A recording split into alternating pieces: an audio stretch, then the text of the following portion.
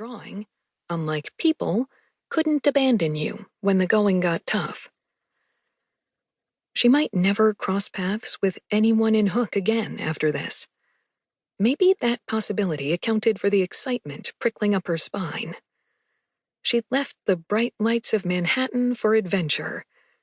In the sleepy factory town of Hook. Ironic, sure, but to Samantha it made perfect sense.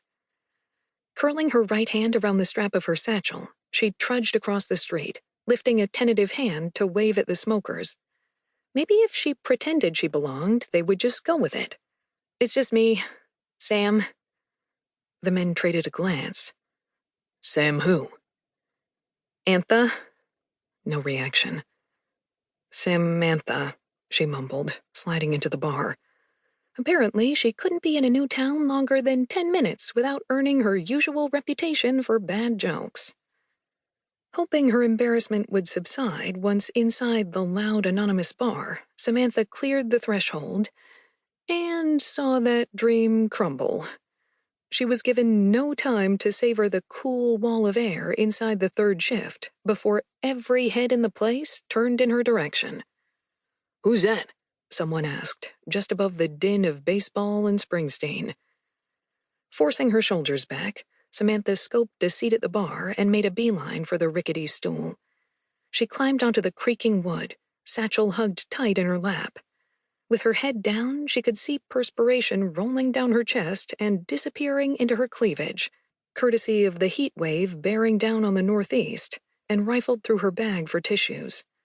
When she located them, she shot the other patrons a look, praying they'd gone back to their conversations and she could mop up her sweat in relative privacy. No such luck. Everyone still stared at Samantha over their beer bottles, men and women alike. Not in a hostile way, more in a "did an alien spaceship just land outside" kind of way.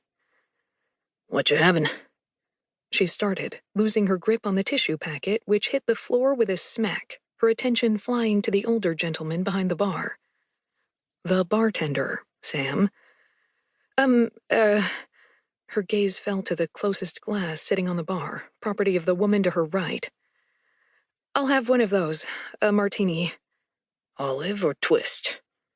A laugh trickled past Samantha's lips, but the bartender only cocked an eyebrow. "What's funny?" His hard tone had Samantha shifting in her seat. "You know that joke? Charles Dickens walks into a bar." She swallowed hard when the man only stared. And the bartender asks if he'd like an olive or twist." The older man walked away before Samantha was finished explaining. Feeling a flush rise clear to her hairline, she attempted to hide the dangling sentence with a cough, but if the sympathetic glance from her seat neighbor was an indication, she'd had no success. Okay, new tactic. Samantha slid off her seat to retrieve the dropped tissue, staying hidden way longer than necessary.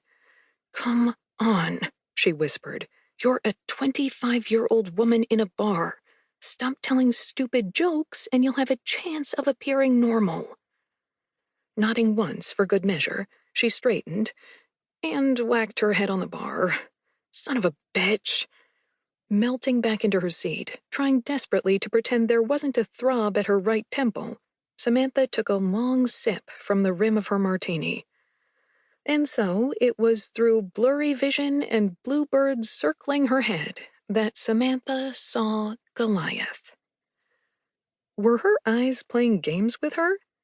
She closed the left one, trying to narrow her vision from double to single, but Goliath remained, the width of his shoulders taking up 2 seat lengths on the opposite end of the bar. If she weren't watching closely, she would never have believed how the wood actually sagged beneath his elbows as he leaned forward. Watching her?